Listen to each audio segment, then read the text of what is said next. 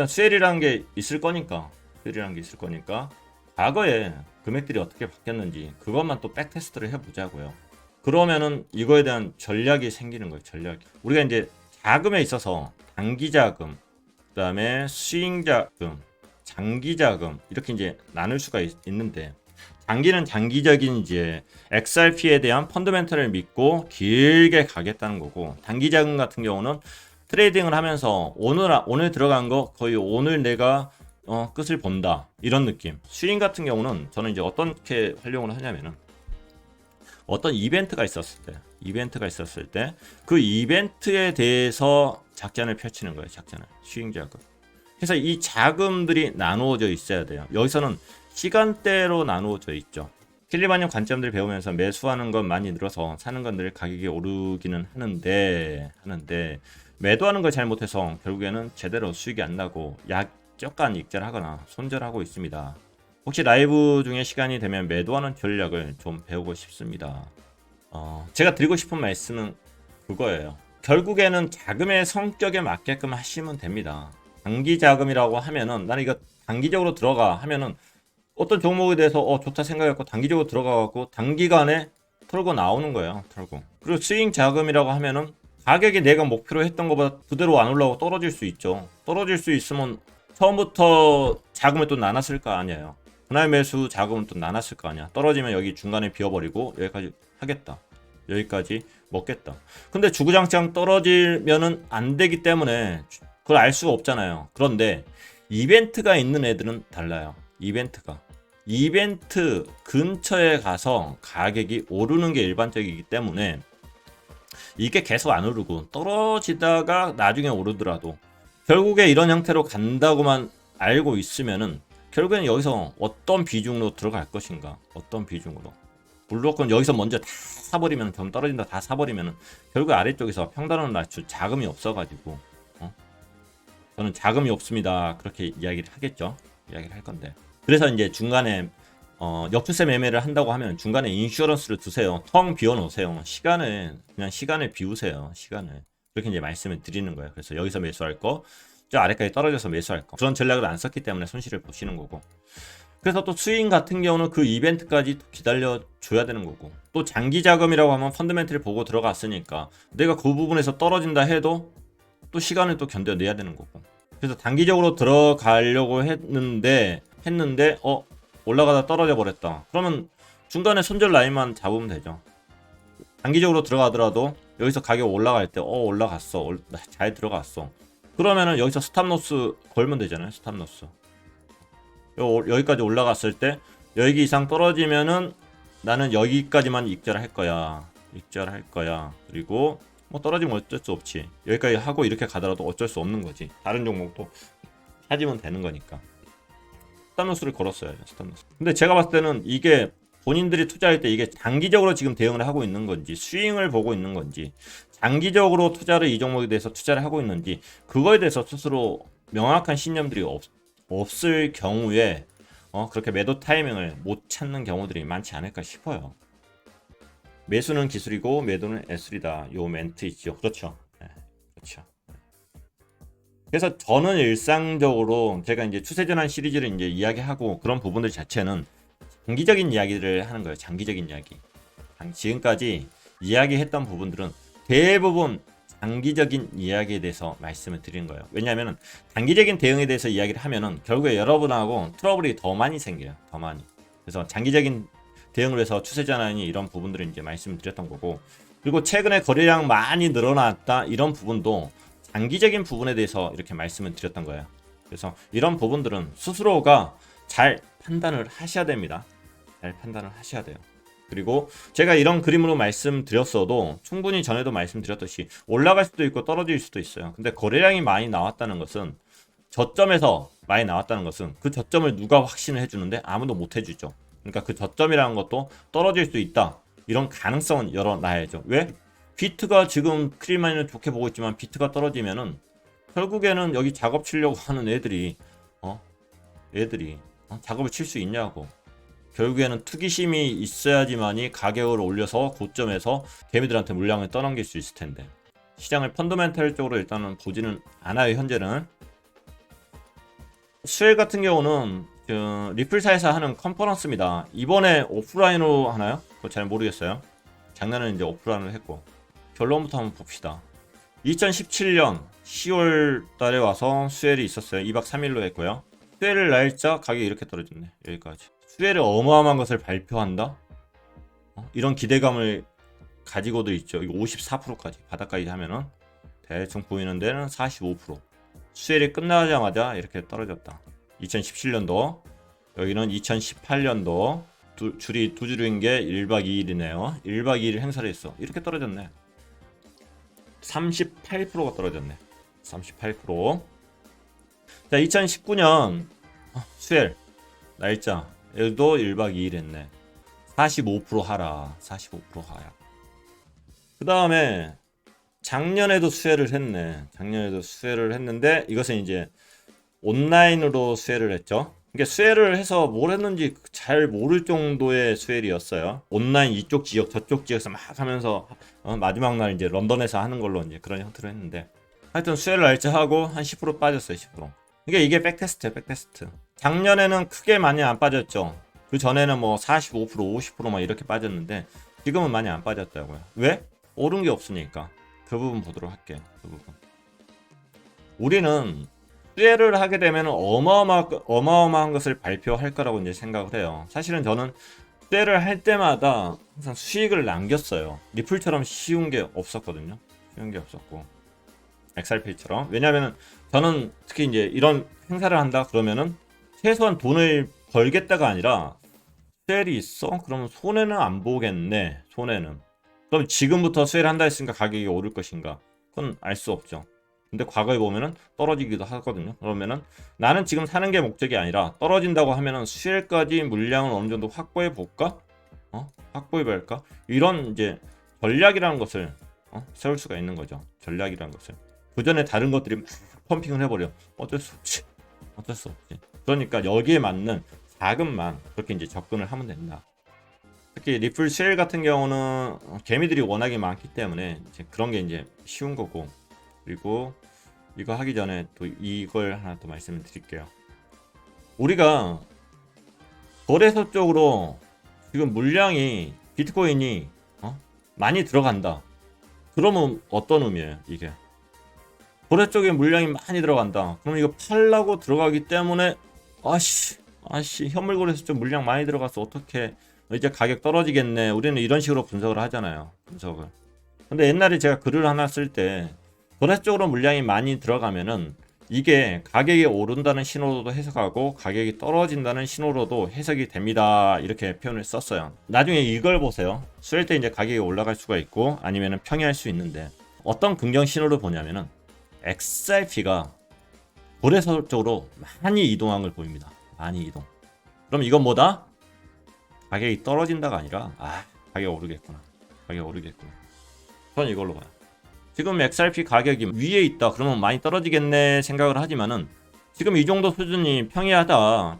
특히 뭐 옛날처럼 이제 300원대 있었을 때 아니면 더 떨어졌을 때 그럼 이 300원부터 그냥 200원까지 막 사버리거든요. 어차피 어느 정도까지는 회복이 될 거니까.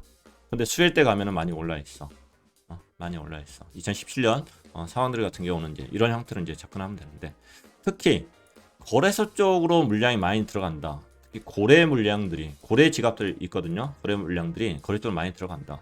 그러면 얘네들은 왜 집어넣냐고 왜? 팔라고 집어넣지. 근데 팔라고 집어넣으면 이 금액이 파냐고. 더 올려서 파는 거지. 더 올려서. 그래서 어떤 때 보면은 수일 때 발표해도 되는데 그 일주일 전에 좋은 이야기가 다 나와. 좋은 이야기고. 이건 이제 XRP 같은 경우는 이때 고래들이 물량이 들어갔다. 그러면은 올라갈 확률이 높은 거예요. 전에 같은 경우도 작년이었나? 기억은 정확히 안 나는데 작년에도 그 물량들 많이 들어간 거 확인했어요. 수제부터 떠들고. 근데 다시 며칠 있다가 거래소 쪽에서 다시 지갑으로 다 옮기더라고요. 펌핑할 게 없나 보구나. 그렇게 해석을 하면 돼요. 그래서 거래소 쪽으로 어떤 이제 행사를 앞두고 거래소 쪽으로 물량이 많이 간다. 그리고 가격대가 낮게 유지하고 있다. 그러면은 그게 펌핑에 저기 이제 작전하는 애들의 시그널일 수도 있다. 이런 관점으로도 보게 합니다. 물론 이런 이야기들이 장기 관점으로 보시는 분들 같은 경우에 싫어할 수도 충분히 있어요. 싫어할 수도 있어요. 우리가 그냥 보이는 것만 믿으면 안 돼요. 보이는 것만 믿으면 안 된다. 아무리 리플을 좋다고 하더라도 우리는 투자자다 보니까 위험 요소에서 항상 생각을 해야 되는 거예요. 생각을 해야 된다. 리플 그 이야기 하려는 건 아니었고, 여하튼 제가 오늘 포커스는 그거예요. 그러면은 이것을 우리는 이걸 가지고 저 같은 경우는 이제 장기 투자자가 아니라 스윙을 친다. 스윙을 이번에 뭘 할지 안 할지는 모르겠지만은 판단은 아직 안 했습니다. 그래서 기회가 온다. 만약 가격 리플 XRP 가격이 떨어진다. 오케이 뭐 하겠죠. 자, 여기 같은 경우는 가격이 2017년입니다. 2017년 영상 따로 보세요. 왜냐면은 이것보다는 리플 수혜일 전에 가격 오르는 것보다는 2017년 같은 경우는 수혜를 한다 이것 때문에 가격이 올랐어요. 그 전에 3일 전부터 트윗했다가 빅 아나운스먼트 해갖고 마이너스 3, 마이너스 2일, 마이너스 2일 갖고 수혜일 발표 이것 때문에 올랐어. 이 카운트다운이 갑자기 있었고 와 이거 뭐야 하고 이유도 없어. 그냥 이것 때문에 올라. 그다음에 수혜일입니다 하니까 떨어져. 그거예요. 그거. 여하튼 수혜일 근처에 가면은 가격은 충분히 오르기 때문에 전략적으로 접근해 볼 필요가 있다. 2017년에는 그래도 가격대들이 근처만 볼게요. 근처 보면은 한 100% 정도 짧은 기간 안에 그렇게 올랐습니다. 짧은 기간 안에 여기서부터 9월 22일부터 했으니까 한 달 안에 100% 정도 이제 올랐던 이제 그런 게 있는 거고, 또 이제 항상 그 당시 근처에 가면은 사람들이 고민을 해요. 리플 수혜를 하루 전에 팔아야지, 이틀 전에 팔아야지, 막 이런 생각을 합니다. 이런 생각을 하는데 일단 2017년에 이렇게 이제 수혜 때문에 생각보다 수혜 근처에 가서는 가격이 안 올랐습니다. 그 전에 수혜를 한다는 것 때문에 이제 가격이 올랐고 그 날짜를 보시고, 그래서 이제 리플에 대해서 많이 물렸죠. 사람들 물리고 이제 욕을 바가지로 하는데 2017년 말에 가서 가격이 쭉 올랐죠. 그때 대상승장이었으니까. 비트코인이 올랐기 때문에 얘가 오른 거지 수혜를 어마어마한 발표를 해서 오른 건 아니다. 그래서 이번에도 항상 이벤트에서 어마어마한 것을 발표할 것이다. 그거에 대해서는 생각을 하지 마세요. 특히 스윙을 하겠다. 아니면 단기 트레이딩을 하겠다. 왜냐하면은 단기 트레이딩이든 스윙이든 간에 이 자금의 시간만큼의 작업을 하면 되는 거예요. 이것서 더 올라갈 것 같으니까 이것이 갑자기 장기 자금처럼 갑자기 대응을 한다? 그러다 보니까 못 파는 거예요. 그러다 보니까 김창대님에 대한 아까 질문에 대한 제 답변은 이렇습니다. 답변은 단기적으로 대응하고 스윙으로 대응을 한다 하면은 거기에 도착을 했다고 하면은 본인이 그게 금액이든 시간이든 저는 여기서 이제 이벤트인데 그 이벤트에 도착했다면은 팔고 나가야 된다. 이렇게 생각을 해요. 그리고 그게 장기 자금이라고 하면은 뭔 상관이에요. 장기적으로 보고 있는데 더 사이클을 크게 봐서 더 많이 떨어졌을 때 더 많이 사겠다는 전략이 나와야죠. 장기적으로 그 펀더멘트를 보셨다고 하면 2018년은 수혜를 한다고 그랬는데 뭐냐, 가격이 계속 떨어지기만 하고 그래도 수혜일 며칠 전에 이렇게 쳐 오르더라. 그래서 여기까지 182%를 하나 둘 셋 넷 4일 만에 182% 올랐지. 4일 만에. 또 수혜일이라는 기간을 앞두고 어떤 뉴스가 하나 나오고 아니면 가격을 올린다? 그러면은 사람들은 몰려드니까. 근데 여기서 몰려드는 사람들도 사실은 수혜일이 있으니까 여기서 세력은 여기서 팔고 나갔는데 뉴스 여기서 때리면서 세력들은 거래소 쪽으로 물량을 보내서 여기서 팔고 나갔는데 미리 팔았는데 작업은 항상 미리 칩니다. 작업은. 그렇기 때문에 여러분은 이제 그렇게 생각을 해야 돼요. 지금 가격이 지금 XRP가 800원 되나요? 0.75불 정도 되네. 75불 정도 되는데 지금 사라는 게 아니라 뭐 지금부터 사가지고 뭐 어차피 이건 본인만의 매매법으로 하면 되니까 만약에 쭉 떨어진다고 하면은 그때는 땡큐 하면서 수혜일 전에 며칠 전에 판다 생각하고 그때는 땡큐 하고 들어가면 되는 거다. 지금은 사실은 모르죠. 사실은 또 모른다 했는데 비트코인이 아까 처음부터 이야기했듯이 비트코인이 가격 상승하면서 리플 수혜에 대한 그런 분위기까지 연출이 된다? 그러면은 더 많이 올라갈 수도 있는 거고 알 수는 없는데 그것도 이제 본인의 자금의 성격에 맞게끔 접근을 하시면 되는 거예요. 급한 자금인데 XRP가 리플 수혜를 한다 했으니까 지금부터 들어가서 11월까지 한번 기다려봐. 이런 건 아니지. 급한 자금인데 왜 그렇게 들어가냐고. 하여튼 2018년에는 이랬었네. 2018년에도 먹을 게 많았었네. 씨. 나올 만에 190% 올라갔으니까 괜찮았죠. 어차피 위에서부터 또 샀겠죠. 근데 하나도 떨어지면은 충분히 없어질 건 아니기 때문에 충분히 저점에서 더 매수해서 최선 손실만 안 보고 나오면 되는 거니까. 그리고 2019년 지금 11월이니까 8월, 9월, 10월, 11월 3개월 전에 보통 발표하네요. 3개월 전. 그럼 11월이면은 이때도 3개월 전에 발표했다고 치면은 9월 초순. 이때는 좀 반응을 하기 시작을 했네. 어떤 이유 때문에 언제 발표했는지는 제가 체크를 안 했습니다. 체크를 안 했는데 기존 영상 보면은 또 다 나오긴 합니다만 구입부터 해갖고 이렇게 가격이 아마 이때 수혜를 발표한다고 했을 수도 있고 모릅니다. 이렇게 떨어졌어. 여하튼 여기서부터 쭉 올라가줬네. 쭉. 중요한 것은 여기서 포커스는 뭐냐? 여기서는 사실은 여기서부터 조금부터 가격이 떨어져 줬으니까 싸다고 충분히 생각하는 위치까지 떨어졌으니까 수혜를 믿고 그냥 쭉 매수하고 갈 수 있는 거죠. 그런데 항상 며칠 전에 한번 쭉 폭락들이 있다. 또 기대 심리 때문에 다시 개미들이 들어옵니다만은 항상 수혜 날짜까지는 가지 마세요. 못 팔아 또 못 팔아. 아이씨 수혜 날짜 이 정도 갔으니까 위에서 팔죠. 안 된다니까. 항상 며칠 전에 눈치 싸움이에요. 눈치 싸움. 며칠 전에 팔아라. 이게 또 말씀을 드릴 거고. 그리고 작년 같은 경우는 이제 오프라인 미팅이 아니라 온라인이었다. 온라인. 그리고 런던에서 행사를 뭐 했다고 했는데 여기서 좀 행사, 여기서 좀 행사. 그래서 온라인 행사를 여러 번 했어. 그러다 보니까 이게 희석이 됐어. 희석이. 그러면서 지금 가격은 그다지 재미는 없었다. 뭐 10% 올라가고 10% 하락하고 이것 때문에 이거 하는 건 아니잖아요. 하는 거. 그래도 크게 떨어진 게 없었기 때문에 뭐 크게 뭐 매수할 기회 자체도 없었던 것 같고. 그런데 이제 여기에서도 이제 하나 이제 체크해야 될 게 이제 뭐냐 하면은 세일이라고 하면서 이제 가격이 쭉쭉 이제 올라갔던 이유들 자체는 세일 날짜에 별거는 없습니다. 별거는 분명히 없고 모르죠. 모르는데 지금까지 그랬으니까. 그런데 2017년에는 갑자기 뉴스가 베냉키가 기조 발언으로 나오네. 베냉키가 페드 전 의장이 나오네. 어디 퇴임한 사람들은 사실은 돈 주면 다 옵니다. 돈 주면 다 와요. 대단한 거 아니에요. 이 사람이 나와가지고 뭐 야? XRP 찬양하느냐? 그런 거 기대도 하지 마세요. 기대도 하지 마세요. 그러지도 않았고.